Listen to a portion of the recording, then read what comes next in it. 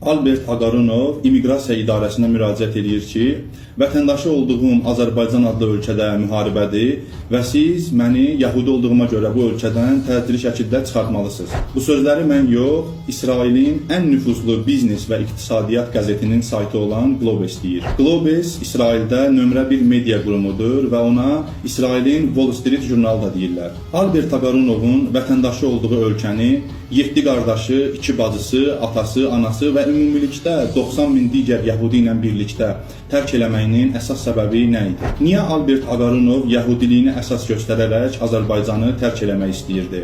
Ümumiyyətlə bu məsələ, bu hüquq Azərbaycanda yaşayan digər xalqlar üçün tanınmayıb. Azərbaycan vətəndaşı olan digər millətlər bu ölkədə müharibədir, bunu əsas göstərərək Azərbaycanı tərk eləyə bilməzdilər.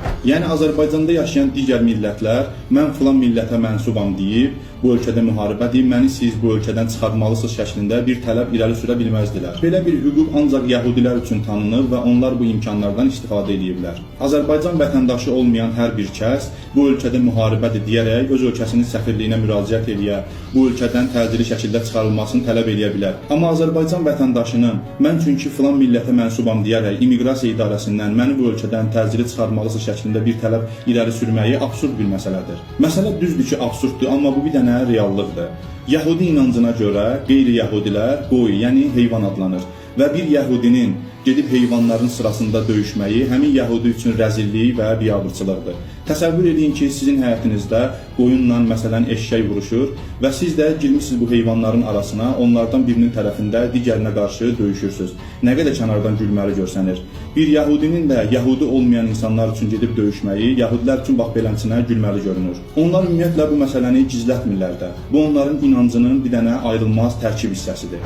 Bu inanc yəhudilərdə elə bir həddə çatıb ki, hətta yəhudilərin içərisində hal-hazırda bir dəstə formalaşıb ki, onlar deyirlər ki, digər aşağı təbəqədən olan yəhudilər İsrailin uğrunda döyüşməlidir, biz isə bu ölkəyə mənəvi atalıq eləməliyik. İsraildə olan aksiyaların əksəriyyətində onlar təşkil edirlər, İsrail bayrağını yandırırlar və deyirlər ki, siz bizi hərbi xidmətə aparmamalısınız. Həmin İsrail saytı Albertin ata-babalarının da yəhudiliyə nə qədər bağlı olduğunu göstərmək üçün müəyyən nüansları açıqlayıb. Deyir ki, Albertin ata-babaları da döyüşdən yayınmaq üçün, müharibədə iştirak eləməmək üçün, hərbi xidmətdən yayınmaq üçün müxtəlif vasitələrə əl atırdılar. Globes nəşri daha sonra yazır ki, Albertin 12 nəfərlik ailəsi Azərbaycandan İsrailə getmək üçün Ukraynaya yollanırlar və bu ərəfələrdə Albert 2 dəfə gedir, qayıdır. Ümumiyyətlə immiqrasiya yolu ilə ölkədən ikinci dövlət vasitəsi ilə çıxarılan bir şəxsin sonradan həmin dövlətə qayıtması da müəyyən bir xüsusi dövlət xətti ilə olmalıdır. Yəni xüsusi bir səbəb olmalıdır. Bu səbəb də həmin bu çəkiliş idi ki, 30 ildə Azərbaycan xalqını